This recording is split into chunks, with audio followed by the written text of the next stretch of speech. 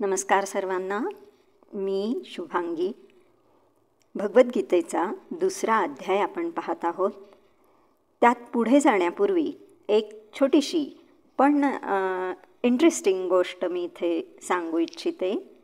आपलं जे सनातन वाङ्मय आहे ते संस्कृतमध्ये आहे आणि बहुसंख्य वाङ्मय हे काव्यात्म आहे. ह्या संस्कृत काव्यामध्ये जी रचना झालेली आहे ती शास्त्रशुद्ध रचना आहे आणि त्याच्यामध्ये सर्वाधिक वापरलेला रचनेचा प्रकार म्हणजे छंद जो आहे त्याचं नाव आहे अनुष्टुप.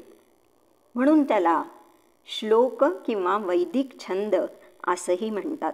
आत्तापर्यंत गीतेच्या अध्यायामधले जे श्लोक आपण पाहिले ते सर्व अनुष्टुप ह्या छंदामध्ये होते. आता 2ऱ्या अध्यायामधले बरेच श्लोक जे आहेत त्यांची रचना थोडी वेगळी आहे. त्यांची लांबी थोडी जास्त आहे, त्यातल्या अक्षरांची संख्याही वेगळी आहे आणि म्हणून अर्थातच त्यांचा छंद वेगळा आहे.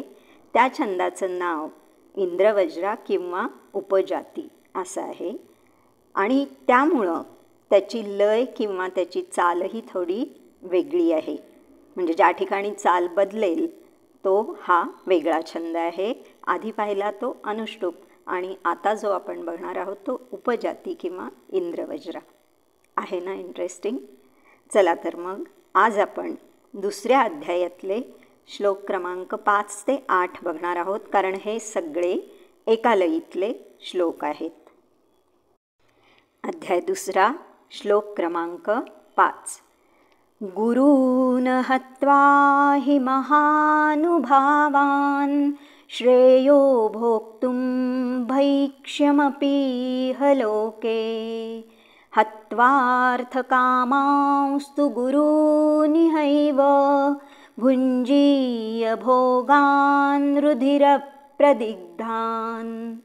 अर्थात ज्येष्ठ आणि महात्मा असणाऱ्या माझ्या गुरुजनांना मारून जगण्यापेक्षा भिक्षा मागून जगणं अधिक श्रेयस्कर आहे असं मी समजतो. जरी त्यांना भौतिक लाभाची इच्छा असली तरी ते मला पूजनीय आहेत. त्यांची हत्या केली तर आपले सगळे भोग आणि आपलं जगणं रक्तरंजित होईल. श्लोक क्रमांक 6. न चैतद्विद्म कतरन्नो गरीयो यद्वा जयेम यदि वा नो जयेयुः यानेव हत्वा न जिजीविषामस्तेव स्थिताः प्रमुखे धार्तराष्ट्राः. अर्थात युद्ध करणं अथवा न करणं या दोहोंपैकी आमच्यासाठी काय श्रेष्ठ आहे हे कळत नाही. आम्ही त्यांना जिंकू की ते आम्हाला जिंकतील हेही आम्हाला माहीत नाही. आणि ज्यांना मारून आम्हाला जगण्याचीही इच्छा नाही तेच आमचे बांधव धृतराष्ट्रपुत्र आमच्या विरुद्ध आमच्या समोर उभे आहेत. श्लोक क्रमांक 7.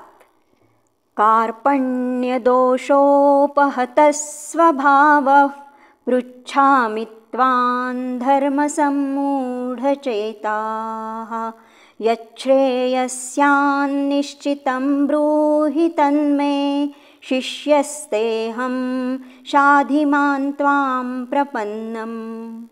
अर्थात माझ्या दुर्बलतेमुळं मी माझ्या कर्तव्याबद्दल गोंधळून गेलो आहे आणि माझी मनःशांती नष्ट झाली आहे. अशा स्थितीत माझ्यासाठी निश्चितपणे सर्वात श्रेयस्कर काय आहे याबद्दल मी तुम्हाला विचारत आहे. मी तुमचा शिष्य आहे आणि तुम्हाला शरण आलो आहे. कृपा करून मला उपदेश करा. श्लोक क्रमांक 8. नहि प्रपश्यामि ममापनुद्याद् यच्छोकमुच्छोषणमिन्द्रियाणाम् अवाप्य भूमावसपत्नमृद्धं राज्यं सुराणामपि चाधिपत्यम्. अर्थात ज्या योगे माझ्या इंद्रियांना शुष्क पाडणाऱ्या शोकाला नाहीसं करता येईल असा उपायच मला दिसत नाही.